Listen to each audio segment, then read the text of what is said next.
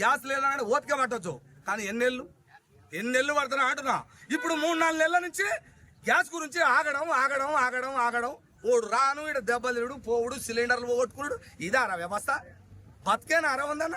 దీన్ని నడిపిస్తుంది రాజ్యం. ఇది ఏరియా కథ అన్ని నా పొట్టు ఏదో చెప్తారుగా. ఈ సిగ్గిదాపై మళ్ళీ నాకు మాటలు వస్తుంది నాకు.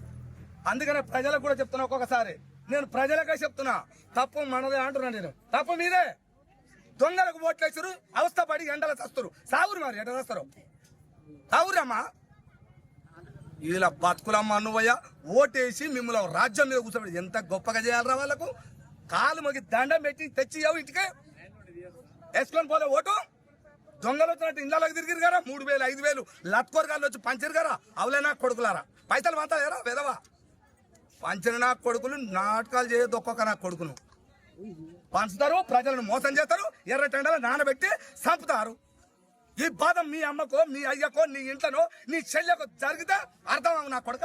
ఏసీలలో వండుకున్న దొంగ నా కొడుకులు. ఇటువంటి మాట్లాడితే నా కొడుకులు నాకు ఫోన్లు చేస్తారు. పిక్తారా?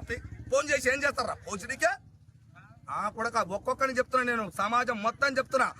ప్రజలని సస్యశ్యామలంగా, ప్రజలని గాథలని బాధలని ఈ ప్రభుత్వం ఎవడు నడుస్తాడు? ఏ ప్రభుత్వం అనేది నాకు ఎవడు లెక్కలేదు.